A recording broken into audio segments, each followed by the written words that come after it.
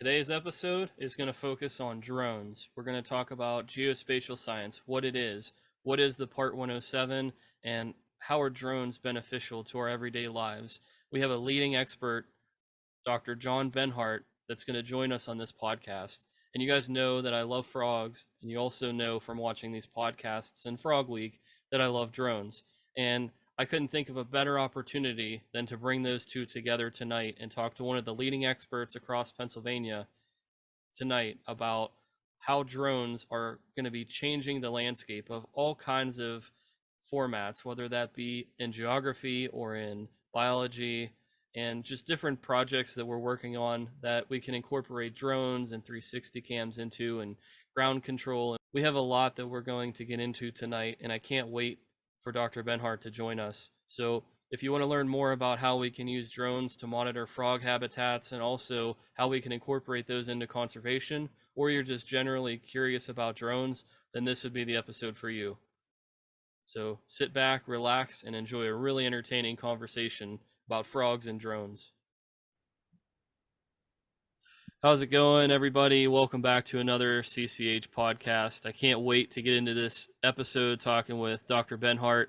We've been on a kick now talking with some of the best minds, whether that be in zoos or in organizations or even in colleges. So we had Dr. Hoke on the last episode, and we were talking about what geography was, and he spoke about planning and regional planning and hiking a little bit. And you guys know from watching this channel that I'm very passionate about frogs, and I also really like drones. And I thought, who better to come on and talk about drones than one of the leading experts in all of Pennsylvania? So I went out and asked Dr. Benhart to come on this podcast to share what he knows about the legal parts of flying a drone and what geospatial science is and how the drone industry is really taking off. And we're in a really good place in Pennsylvania for this to start taking off. So Dr. Benhart, would you want to introduce yourself to the audience, and then we'll kind of dig in with some questions? Absolutely. First of all, Aaron, thanks for having me. It's always a great opportunity to talk to folks about the geospatial field, and certainly I'm a little bit of a proselytizer when it comes to small uncrewed aircraft or drones. So it's a great opportunity. Yeah, I am a faculty member in the Department of Geography, Geology, Environment, and Planning at Indiana University of Pennsylvania. Here in Western PA. I also am the director of a certificate program called Uncrewed Aircraft Systems, as well as a certificate program in geospatial intelligence. So, and I've been at IUP for over 25 years doing these kinds of things. So I have quite a strong interest in these, and certainly drones have been a very significant part of that here over the last 6 to 7 years. That's fantastic. Dr. Benhart, can you talk about what the Part 107 pilot license is? Sure. So in the United States, basically, to give a little bit of context, drones or small uncrewed aircraft have only very recently been recognized as aircraft allowed to fly in the United States National Airspace System, the NAS. So back during the Obama administration, President Obama and Congress tasked the Federal Aviation Administration with finding a way for drones to be included in the National Airspace System. In other words, for civilians to be able to fly them legally in the National Airspace System. And so part of that effort by the FAA to figure this out and to provide guidance to the public was what's called Part 107. And this Part 107 guidance includes information about how drones can be flown, what's legal and what's not legal, and the training that remote pilots or pilots who are flying unmanned aircraft what kind of training they have to legally fly these aircraft in the United States. So Part 107, commonly this is referred to as Part 107 certification or remote pilot certification, is this certification process that created by the Federal Aviation Administration for folks to be able to become pilots of remote aircraft, and that includes knowledge areas, and we can get into some of those things maybe in some ensuing questions. Knowledge areas that pilots have to be aware of: flight dynamics for aircraft, airspace regulations, and then so there's an exam to test prospective remote pilots' knowledge of those things, and then to achieve Part 107 certification, once that exam is passed, a potential remote pilot would have to pass a TSA background check.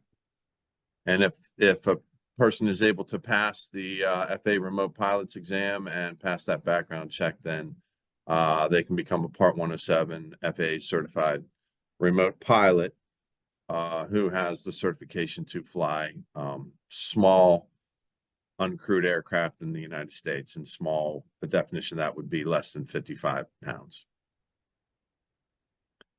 And at IUP, we provide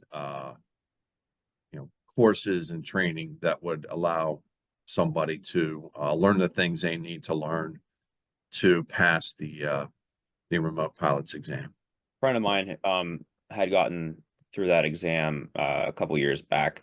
I think you can maybe clarify what I was told, if this is accurate. He said that not only can he fly up to 400 feet, but he could fly 400 feet above a structure. So if he was hired to do aerial view of a building that, say, stands 10 stories tall, he could actually go up to 400 feet above that building, not just from ground level. Is that sound That somewhat is accurate, true. That is true if you're within 400 horizontal feet of the building. And also if you're not infringing on any other defined controlled airspace. Sure. So assuming those other things are, assuming that he was flying his aircraft within 400 feet of, that hypothetical building, and assuming that there's no other controlled airspace up to 400 feet above that structure, if you have a 10-story building, or if you have 1,000-foot tower, right, you would have to be aware of the other surrounding airspace. But your friend is correct about that. Okay.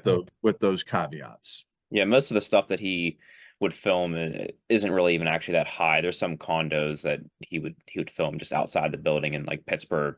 But honestly, I don't think he was going up that high.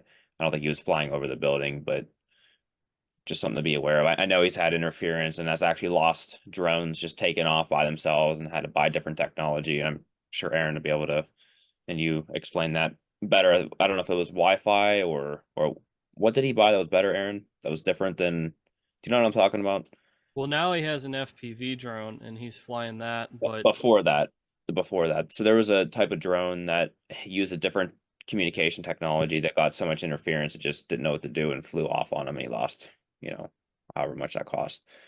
I want to say it was Wi-Fi before. I can't remember. You can get what's called an extender, which basically just amplifies the radio signal from your remote control. So that could give you, because if you're flying in urban areas, you're going to have more radio signal interference, and that's sounds like maybe a problem that your friend was experiencing. Yeah. So that's definitely something that can happen. yeah, I guess one thing we could talk about too. So POV drones, and DJI makes them. I know we've had a little bit of that in class where we've talked. So are those drones illegal to fly outside? And if they're not, how are people getting around it? Well, I think it's pretty simple to determine that it's not legal. And the reason it's not legal is because one of the of the requirements under Part 107 is that the drone needs to be in view of the remote pilot in command with their naked eye. Right. So the way the regulations are written, the pilot is on the ground. Usually, I guess it could be in a moving vehicle under the right circumstances, and they're not where the aircraft is. So their vantage point for the aircraft is they're physically seeing the aircraft in the air without any enhancement, no binoculars, no anything like that, right? So if you have FPV drones and you've got, your 3D goggles on, you're not seeing the drone with your naked eye. You're seeing what the drone's seeing as it's flying. And so you can do that indoors. The FAA does not have, for the most part, the FAA is not concerned with indoor flight. Their regulations do not apply flying drones indoors. And so people can use FPV drones and goggles. They can do that. Outside, it's I would have to say, really, under any circumstances, it's not going to be legal to do that. How are people getting around it? Oh, well, the FAA is not around everywhere. I mean, I've personally witnessed people doing a bunch of illegal things with drones. And, sometimes I tell them if I think they may not know, and sometimes people don't really want to hear it. But yeah, so that's my answer. I don't think I wasn't with you when you saw people doing this, but it's not legal simply because they don't have their naked eyes on the drone. Yeah, and I wouldn't do it, but that doesn't, people make their own decisions. But one of the things I don't like, and since I'm on the podcast, I'll say this: I don't like drone users who are doing things that are going to cause problems for the rest of us. There's a lot of things that you can do that are legal, very cool, useful, interesting things. And when you have people doing things that are not legal under the regulations, then it ends up causing problems, honestly, for all of us, because the public at large sees these things and then they become suspicious and have negative, impressions of the rest of us who are doing all these other very, very useful things that are not infringing on people's privacy or are not reckless or dangerous things. So I expanded a little bit more on my answer to your question then, but No, that's I good. do. I mean, for a fairly new sector, right? This is fairly new. I mean, the regulations went into effect 5 years ago, right? And this is an evolving sector, and I think you and I have had conversations, Aaron. I think that we generally feel really positively about things that drones can be used for, and how they can expand scientific inquiry and all different types of ways of doing things. I hate to see that get quashed because people are concerned about reckless use of these things, these devices. So I don't think it's necessary. Yeah, why don't you elaborate a little bit on the work that's going on with Knowlton and the Johnstown Airport, and because I think it's a good segue to talk about a little bit of what the guest speaker had said at IUP. The need for potentially using drones in medical instances for Narcan and different things like that. Yeah, I mean, there's a couple of aspects to that. So and this relates to what we were just saying, right? So right now, the way the regulations are written, and I was alluding to it, is regulations are written that we need to keep the drones that we're flying within visual line of sight. What's happening right now in the United States is, I think there certainly are a lot of public and private sector entities, so companies like Amazon and Walmart and and public sector, emergency response organizations and law enforcement agencies and the like, organizations fighting wildfires. They would like to be able to fly drones and use drones beyond line of sight, because obviously beyond line of sight is very limiting.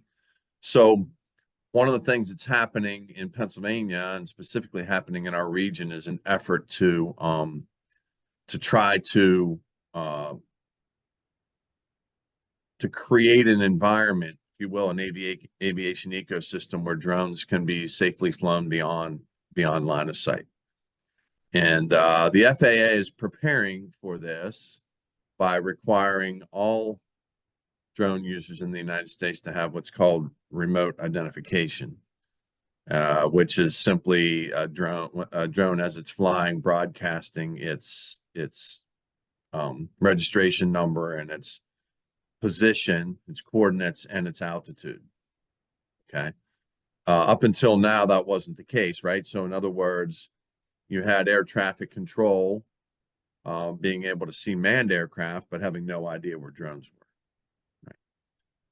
The reason I say that that's a preparation for beyond line of sight is then once air traffic control can see drones and manned aircraft, then they'll know where all the aircraft are, right? Here in Western PA and Indiana, Cambria, Somerset, and Westmoreland counties, we've proposed an aviation ecosystem where we would enhance the sensor system within these counties and create a situation where we could fly drones beyond line of sight to do things like you suggested. So to be able to deliver medicine to people who need it, to be able to provide emergency services faster, right, than over the road system. Certainly there are rural populations in our area that are not by any definition well served right now, right? In other words, they're outside the service areas of emergency response. And so what we're doing is working in Pennsylvania to try to get funding and get state and federal support to establish an aviation ecosystem in those 4 counties that I mentioned to begin to pilot, when I say pilot, to do a test study of using drones beyond line of sight, using drones for things that presently they're not really able to be used for because of the line of sight requirement. And the people who are working on this, so I'm on the board of directors of this organization, Arium. I'm an educator, but we have business owners, we have we have medical professionals, we have manned pilots, people who are already in the aviation sector.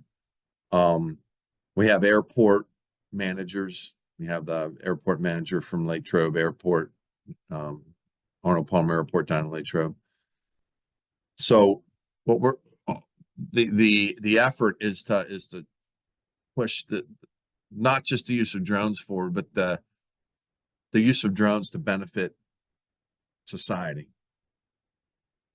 Okay, I would, it would be the way that I would put it. Because right now we're on the cusp of a lot of these things happening, but they're not happening right now. And they're not happening because the infrastructure doesn't exist. They're not happening because people aren't necessarily comfortable at this moment with a bunch of uncrewed aircraft flying around. People are worried about things like privacy and property rights. And so all these things have to be worked out. And there has to be proof that these things can be done safely, that they're beneficial, and that there are protocols in place to use drones to do these kind of things safely and effectively.